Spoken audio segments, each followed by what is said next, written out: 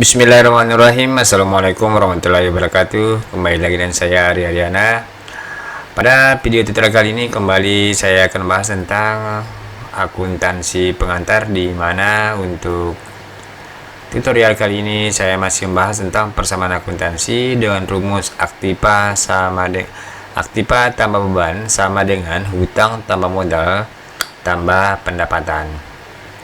Sebagaimana yang saya jelaskan pada tutorial sebelumnya, persamaan akuntansi kita menggunakan rumus aktiva sama dengan hutang tambah modal, di mana beban itu masuk pada modal, mengurangi modal, dan pendapatan menambah modal. Jadi untuk video tutorial kali ini kembali saya akan menggunakan rumus aktiva tambah beban sama dengan hutang tambah modal tambah pendapatan.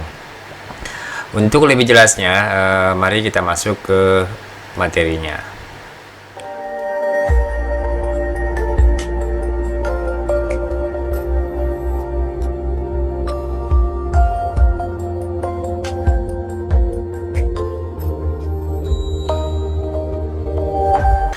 Pada video tutorial sebelumnya, saya sudah menjelaskan tentang persamaan dasar akuntansi, di mana kita masih menggunakan rumus aktiva sama dengan hutang tambah modal tambah saya ulangi, dimana kita menggunakan rumus aktiva sama dengan hutang tambah modal. Nah, untuk kali ini kita mencoba menggunakan rumus aktiva tambah beban sama dengan hutang tambah modal tambah pendapatan. Sebelumnya kita kembali ke pengertian persamaan akuntansi. Persamaan akuntansi atau juga disebut dengan accounting equation merupakan penerapan dari prinsip akuntansi yang menggunakan catatan berpasangan atau double entry system sebagai dasar pencatatan, sehingga jumlah debit selalu seimbang dengan kredit. Saya ulangi, sehingga jumlah debit selalu seimbang dengan kredit. Artinya antara sisi aktiva harus selalu sama nilainya dengan sisi pasiva. Nah, adapun persamaan akuntansi yang memuat unsur neraca dan laporan laba rugi adalah harta tambah beban sama dengan hutang tambah modal tambah pendapatan. Nah, teman-teman sekalian, pada tutorial sebelumnya saya menjelaskan tentang rumus harta atau aktiva sama dengan hutang tambah modal tambah modal. Nah, untuk kali ini karena kita akan memasukkan unsur neraca dalam laporan laba rugi, maka rumus yang kita gunakan adalah rumus sama dengan harta tambah beban sama dengan hutang tambah modal tambah pendapatan. Artinya jumlah harta tambah beban sama dengan hutang tambah modal tambah pendapatan. Oke, kita langsung saja masuk ke contoh soalnya. Nah, teman-teman, untuk soal yang pertama,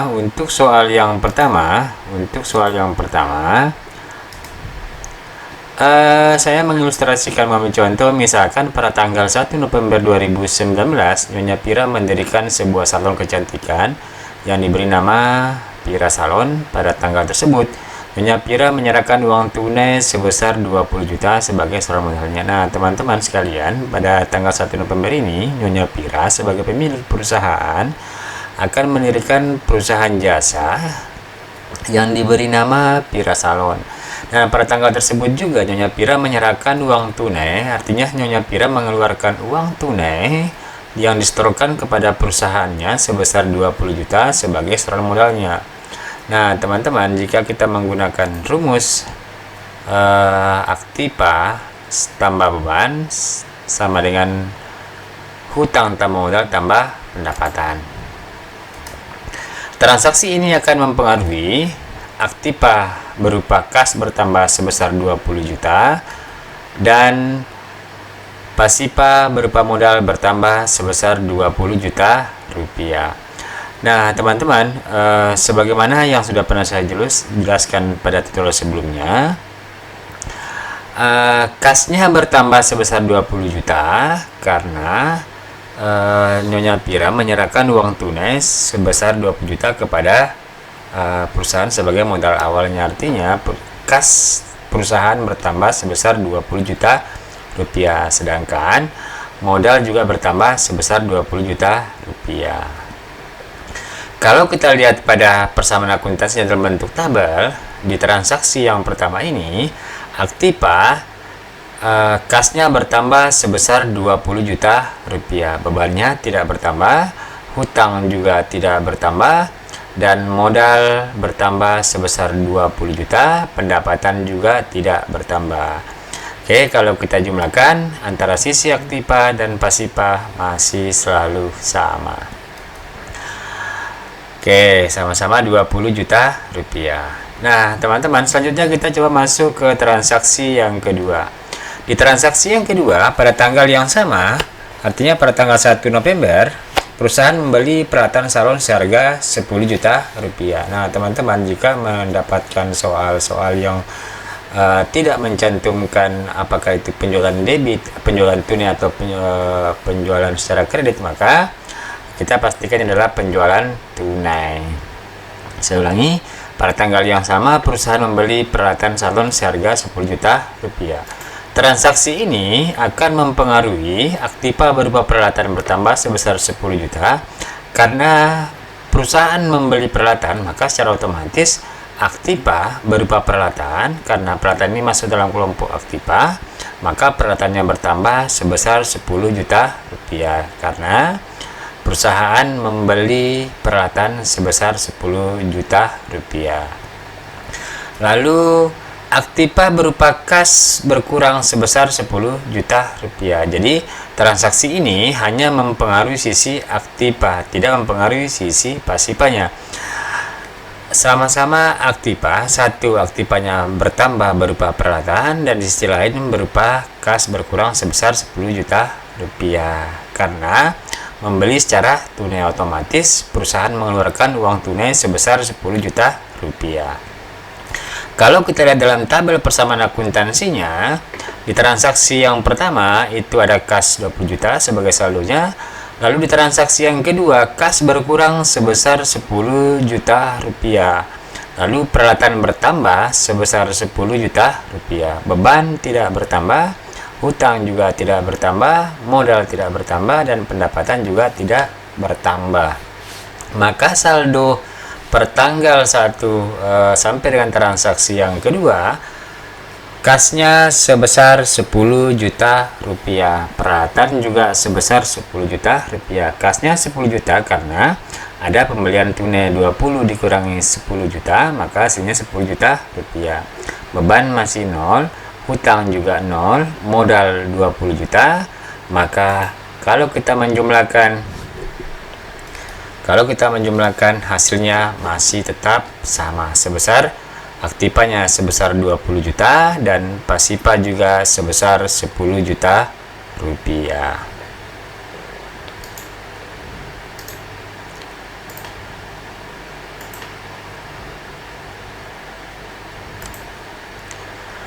Selanjutnya kita masuk ke transaksi yang ketiga. Pada tanggal 5 November, perusahaan membeli perlengkapan seharga 4 juta rupiah, 50% dibayar secara tunai. Artinya, perusahaan membeli perlengkapan seharga 4 juta rupiah, 50% dibayar tunai, artinya 2 juta itu dibayar secara tunai. Berarti selebihnya atau 50%-nya lagi dibayar secara kredit. Artinya, saya ulangi, perusahaan membeli perlengkapan seharga 4 juta, 2 juta atau 50% dibayar secara tunai, berarti sisanya dibayar secara kredit. Nah, teman-teman, transaksi ini akan mempengaruhi yang pertama, aktiva berupa kas berkurang sebesar 2 juta. Kenapa kasnya berkurang? Karena perusahaan membeli perlengkapan secara tunai sebesar 2 juta, perlengkapan seharga 4 juta, tetapi dibayar tunai sebesar 2 juta rupiah, otomatis kas berkurang sebesar 2 juta rupiah. Di sisi lain, aktiva berupa perlengkapan juga bertambah sebesar 4 juta rupiah. Karena harga perlengkapan seharga 4 juta, maka otomatis perlengkapannya bertambah sebesar 4 juta rupiah. Dan yang selanjutnya pasiva. Pasipa berupa hutang bertambah sebesar 2 juta rupiah. Pembelian peralatan seharga 4 juta ini 50% dibayar tunai dan sisanya dibayar secara kredit, maka akan menambah hutang sebesar 2 juta rupiah. Kalau kita melihat dari tabel persamaan akuntansi, transaksi yang ketiga itu kas berkurang sebesar 2 juta, perlengkapan bertambah sebesar 4 juta, peralatan tidak bertambah, beban tidak bertambah, hutang bertambah 2 juta, dan modal tidak bertambah, pendapatan juga tidak bertambah. Kalau kita lihat saldo kas 10 juta dikurangi 2 juta, maka sama dengan 8 juta rupiah. 8 juta tambah 4 juta tambah 10 juta sama dengan 22 juta. 2 juta tambah 20 juta sama dengan 22 juta. Nah, teman-teman, antara aktiva dan pasipa pastikan harus selalu sama nilainya, karena rumusnya mengatakan seperti itu. Aktiva sama dengan aktiva tambah beban sama dengan hutang tambah modal tambah pendapatan. Jadi kalau tidak sama maka itu terjadi kesalahan. Oke teman-teman, selanjutnya kita masuk ke rumus yang keempat atau ke soal yang keempat. Pada tanggal 15 November 2019 atau 2019 terjadi pendapatan salon sebesar 10 juta rupiah. Jadi 2019 ya. Terjadi pendapatan salon sebesar 1 juta rupiah. 20% diterima secara tunai. 20% kali 1 juta sama dengan 200.000 rupiah. Nah, teman-teman, pendapatan salon sebesar 10 juta, maka yang diterima tunai sebesar 20%, artinya yang diterima tunai sebesar 200.000 rupiah. Kalau kita transaksi ini akan mempengaruhi yang pertama, aktiva berupa kas bertambah sebesar 200.000 rupiah. Kenapa kasnya bertambah sebesar 200.000 rupiah? Karena yang diterima tunai itu hanya 20% dari 1 juta ini, artinya 200.000 rupiah. Selanjutnya, aktiva berupa piutang. Aktiva berupa piutang bertambah sebesar 800.000 rupiah. Nah, teman-teman, karena ini pendapatannya tidak semuanya diterima tunai, hanya 20% atau 200.000, maka sisanya adalah piutang atau 800.000 adalah piutang. Lalu selanjutnya, pasipa berupa pendapatan bertambah sebesar 1 juta rupiah, atau sisi pasipanya bertambah berupa pendapatan sebesar 1 juta rupiah. Pendapatannya karena terjadi pendapatan, maka pendapatan bertambah sebesar 1 juta rupiah. Kalau kita melihat dari tabel persamaan akuntansinya, pastikan harus selalu sama antara aktiva dan sisi pasipanya. Oke, kita perhatikan transaksi yang keempat. Transaksi yang keempat ada penambahan kas sebesar 200.000 rupiah, piutang sebesar 800.000 rupiah, lalu perlengkapan tidak bertambah, peralatan juga tidak bertambah, beban juga tidak bertambah, hutang tidak bertambah, modal tidak bertambah, dan pendapatan bertambah sebesar 1 juta rupiah. 8 juta ditambah 200.000, maka totalnya 8.200.000 rupiah. Maka saldo kas sampai dengan transaksi 4 sebesar 8 juta rupiah. Piutangnya 800. Kalau kita jumlahkan antara sisi aktiva sama dengan 23 juta dan sisi pasipa juga sama sebesar 23 juta rupiah. Sekali lagi teman-teman, bahwa antara sisi aktiva dan pasipa harus selalu sama. Oke, sekarang kita masuk ke transaksi yang kelima. Tanggal 20 November 2019, perusahaan membayar hutang atas pembelian perlengkapan tanggal 5 November 2019. Nah, teman-teman, di tanggal 5 November 2019, perusahaan membeli perlengkapan secara kredit. Ada pembelian perlengkapan secara kredit, maka dibayar. Transaksi ini akan mempengaruhi aktiva berupa kas berkurang sebesar 2 juta rupiah. Dari mana yang 2 juta ini? Kenapa kasnya berkurang sebesar 2 juta? Karena perusahaan membayar hutang atas pembelian perlengkapan yang tanggal 5 November. Sedangkan tanggal 5 November ada utang sebesar 2 juta rupiah. Ketika perusahaan membayar utangnya, otomatis kas berkurang sebesar 2 juta rupiah. Di sisi lain, pasipa berupa hutang juga berkurang sebesar 2 juta rupiah. Artinya aktifanya berkurang 2 juta, pasipa juga berkurang sebesar 2 juta rupiah. Nah, kalau kita melihat dari tabel transaksi persamaan akuntansi, maka kas di transaksi yang kelima berkurang sebesar 2 juta, maka jumlah kas saldo kas sebesar 6.200.000 rupiah. Piutang tidak bertambah, perlengkapan juga tidak bertambah, peralatan tidak bertambah, maka saldonya tetap sama, dan hutang berkurang sebesar 2 juta sehingga saldo hutang sebesar 0. Modal 20 juta, pendapatan 1 juta, maka jumlahnya sama dengan 21 juta. 6.200.000 tambah 800 tambah 4 juta tambah 10 juta sama dengan 21 juta rupiah. Pasipanya juga sebesar 21 juta rupiah. Kalau kita melihat dari rumus persamaan akuntansi, maka aktiva sama dengan hutang tambah modal tambah pendapatan itu masih tetap sama. Selanjutnya kita masuk ke transaksi yang ke-6 atau soal yang ke-6. Tanggal 25 November, perusahaan membayar beban sewa sebesar Rp300.000 dan beban gaji sebesar Rp450.000. Nah, teman-teman, tanggal 25 November ini perusahaan akan membayar biaya sewa Rp300.000 dan beban gaji sebesar Rp450.000. Transaksi ini akan mempengaruhi yang pertama, aktiva berupa kas berkurang sebesar Rp750.000 karena perusahaan akan membayar beban sewa dan beban gaji sebesar Rp750.000, maka kasnya berkurang juga sebesar Rp750.000. Dan pasipa berupa beban, ini masih dalam sisi aktiva, berupa bebannya bertambah sebesar Rp750.000.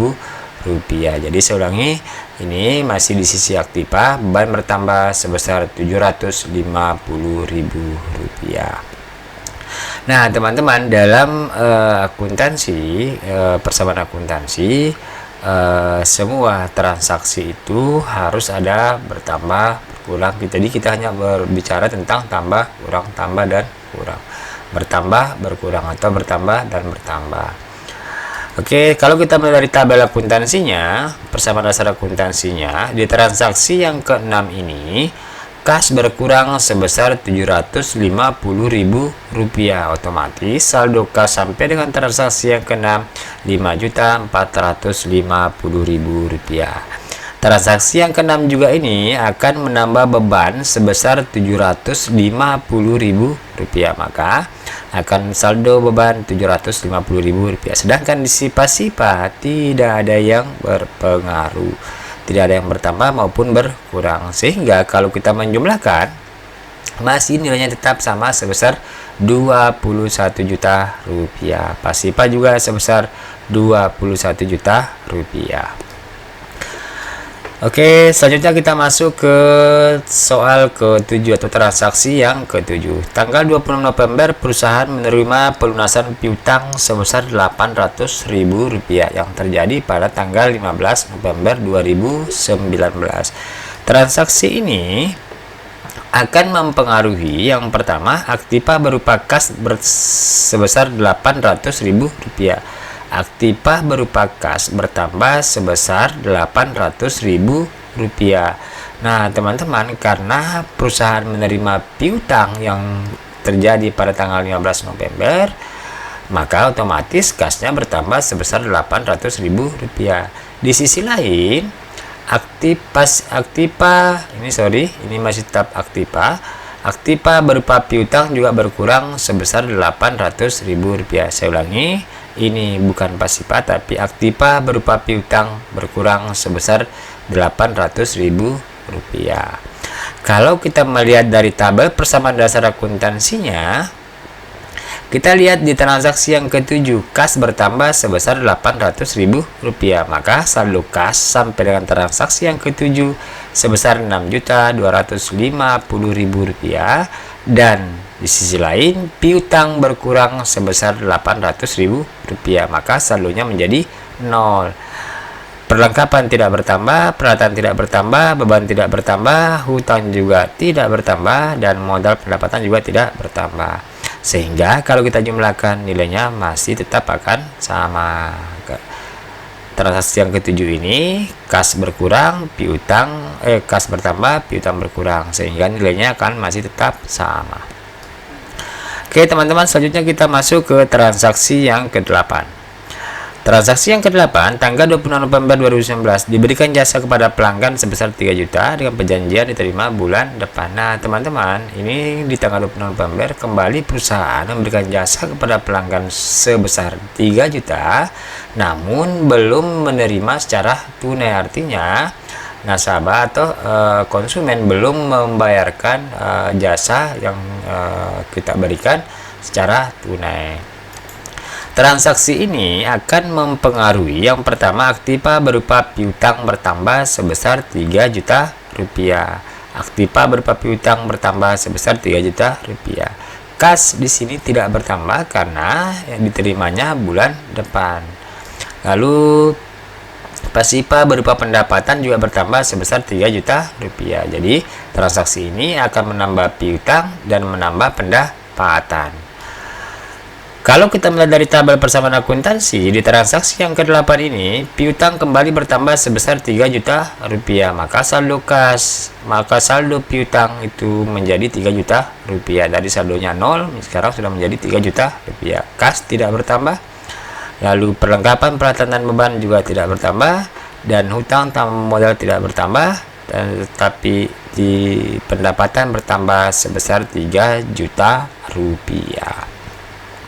Pendapatan bertambah sebesar 3 juta rupiah. Kalau kita jumlahkan, total aktiva sebesar 24 juta dan total pasipa juga sama sebesar 24 juta rupiah.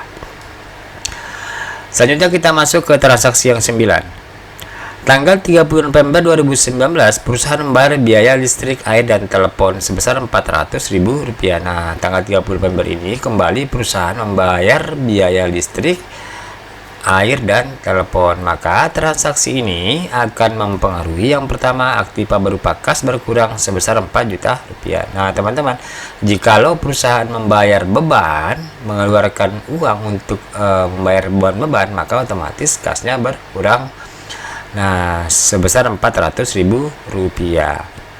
Selanjutnya, aktiva berupa beban juga bertambah. Sisi aktiva berupa beban bertambah juga sebesar Rp400.000.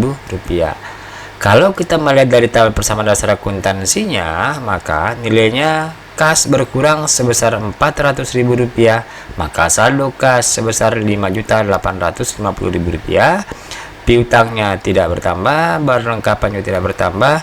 Di sisi lain, aktivanya juga bertambah berupa beban sebesar Rp400.000 dan pasipa tidak bertambah. Kalau kita jumlahkan, nilainya masih tetap sama sebesar Rp24 juta.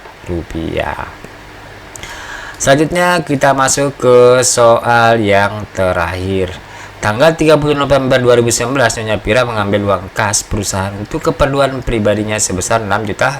Nah teman-teman, sekali lagi saya menjelaskan bahwa jikalau pemilik perusahaan mengambil uang kas perusahaan untuk kepentingan pribadi, maka dalam akuntansi itu disebut dengan prepaid.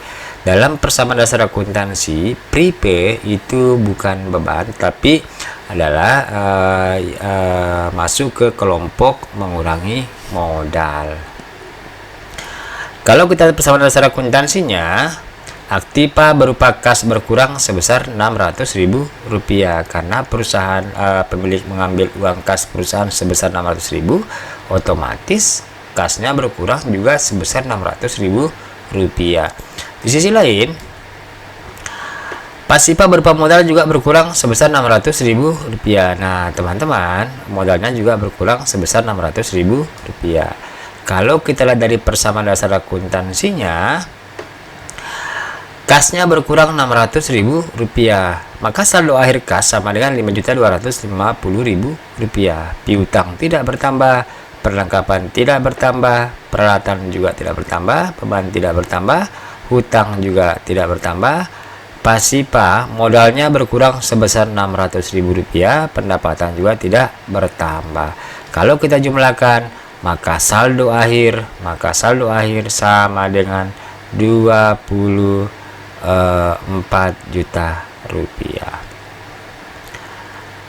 Oke, nah teman-teman, jadi masih tetap sama.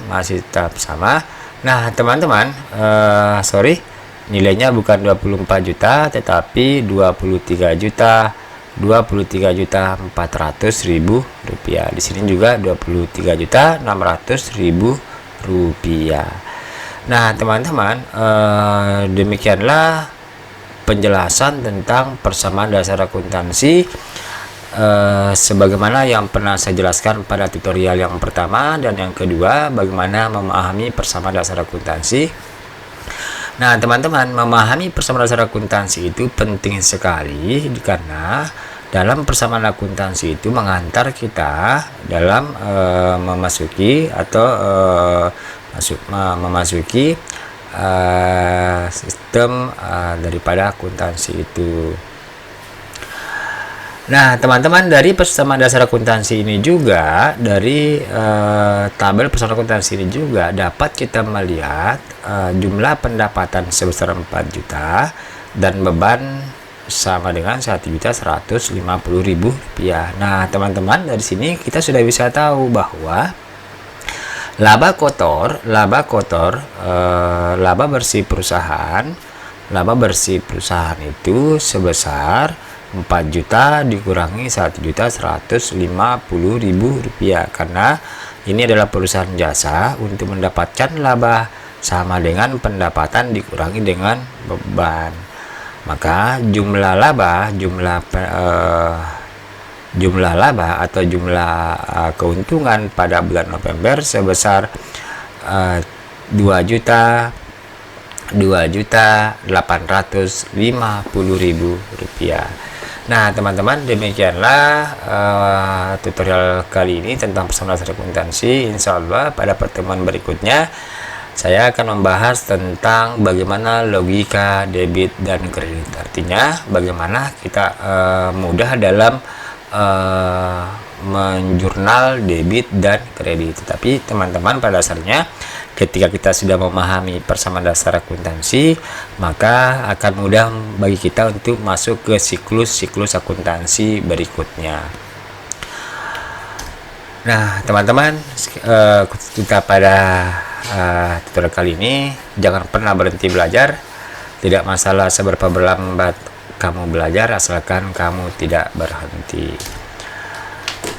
Nah teman-teman, demikianlah. Jika dirasa video ini bermanfaat, mohon di like, di subscribe, serta dibagikan, dan mohon dikomentari jika ada yang kurang berkenan dan ada yang perlu tambahkan, mohon dikomentari. Sekian, wassalamualaikum warahmatullahi wabarakatuh.